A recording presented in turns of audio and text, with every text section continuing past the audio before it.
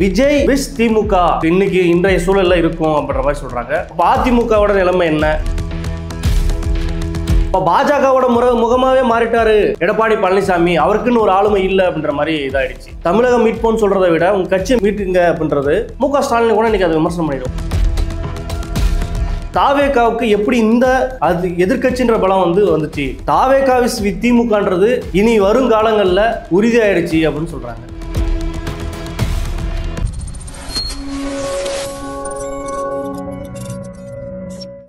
Colour கண்ணாடி voice நேயர்களுக்கு வணக்கம். இன்னைக்கு பார்த்தீங்கன்னா தமிழ்நாட்டில் பல அரசியல் சம்பவங்கள் தொடர்ச்சியாக நடந்துட்டு இருக்கு.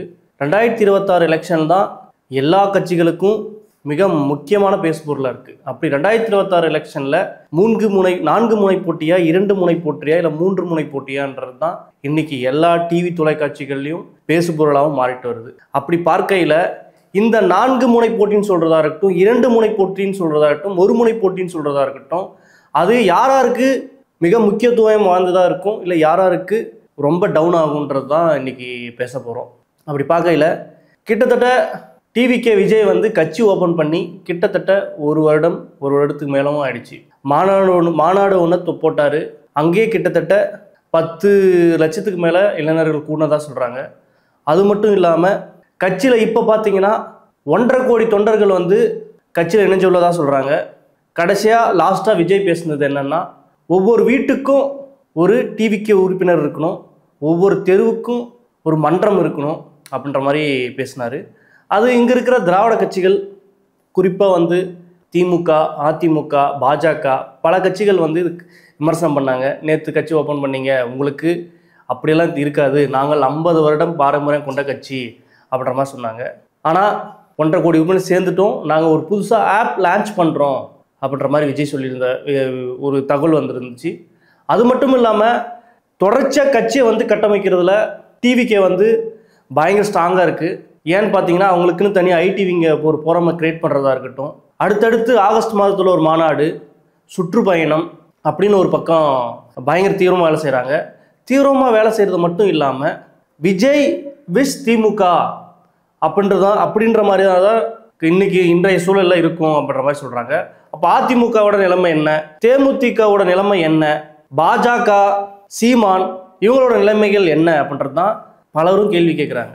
ஏன்னா அதிமுக பாஜகவோட கூட்டணி போகிறனால இயல்பாகவே இங்கே இருக்கிற மக்கள் அவங்க கூட்டணி விரும்பலை அப்படின்னு சொல்கிறாங்க. ஏன் விரும்பலாம்? தமிழ்நாட்டு மக்களுக்கு பாஜக என்ன செஞ்சுருக்கு?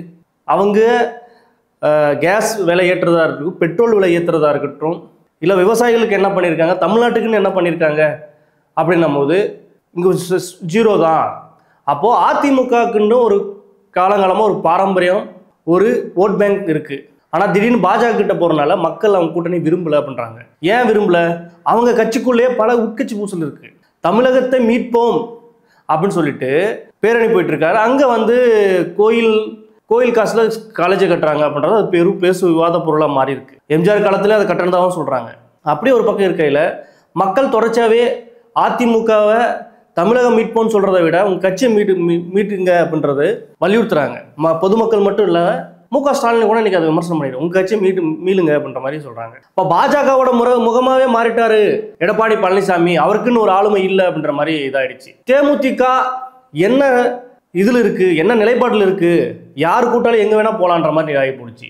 அதே சமயம் நாம் தமிழர் சீமான் கட்சி பெரியாரை பற்றி விமர்சனம் பண்ணனால பல மாவட்ட செயலர்கள் அங்கே அந்த கட்சியிலேருந்து வெளியேறிட்டாங்க. பாமகவோட நிலைமை என்னவா இருக்குது? அப்பா ஒரு பக்கம், மகன் ஒரு பக்கம்ன்ற கட்சி இன்னைக்கு அப்படி ஒரு நிலைமைக்கு தள்ளப்பட்டிருக்கு. அப்போது தாவேகாவுக்கு இளம் தலைமுறை வாக்காளர்கள் அதிகமாக போயிட்டு கட்சிக்குள்ளே சேர்றதாகவும் சொல்கிறாங்க. அது திமுகவும் கன்சிடர் பண்ணுற மாதிரியும் மற்ற கட்சியில் கன்சிடர் பண்ணும். போன ஆண்டுலேருந்து கிட்டத்தட்ட 10 ஆண்டுகளாக ஒரு யங்ஸ்டர்ஸ்க்கு கன்சிடர் பண்ணுற மாதிரி இருந்தது நாம் தமிழர். இன்னைக்கு அந்த மாற்றமும் அந்த இடத்தவும் பிடிச்சிருக்கு தாவேகா.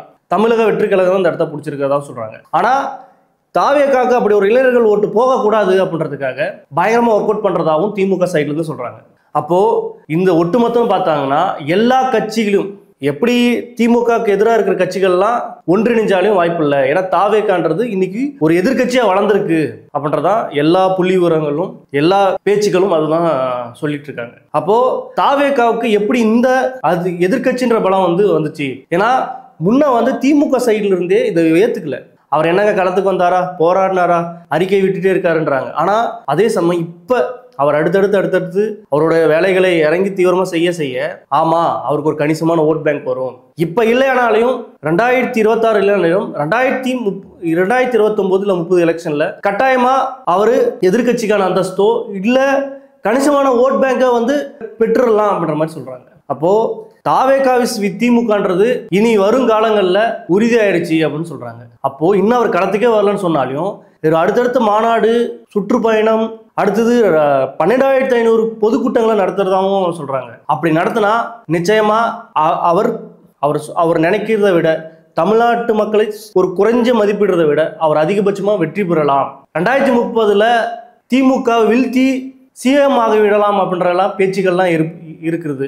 அப்போ விஜய் யாரும் குறைச்சி மதிப்பிடக்கூடாது அப்படின்ற மாதிரி எல்லா பத்திரிகையாளர்களும் விமர்சகர்களும் கருத்து கணிப்புன்னு சொல்லிட்டு வருது. அப்போ இந்த 4 முனை போட்டி கிடையாது, 2 முனை போட்டி தான் அப்படின்றது உறுதியாயிட்டு இருக்கு அப்படின்றதான் இன்னைக்கு நிலைமைகள்ல அப்படிதான் சொல்ல வர்றாங்க. அப்போ திமுக விஸ் தாவேகான்றது இனி வருங்காலங்களில் அதை தான் பார்க்கணுன்றது தான் நம்ம பார்க்கணும். பொறுத்திருந்து பார்ப்போம். யார் ஆட்சி 2026 கைப்பற்றுறாங்க, யார் எதிர்கட்சியா மாற போறாங்கன்றதை பொறுத்திருந்து பார்ப்போம். மற்றொரு பகுதி சந்திப்போம். நன்றி, வணக்கம்.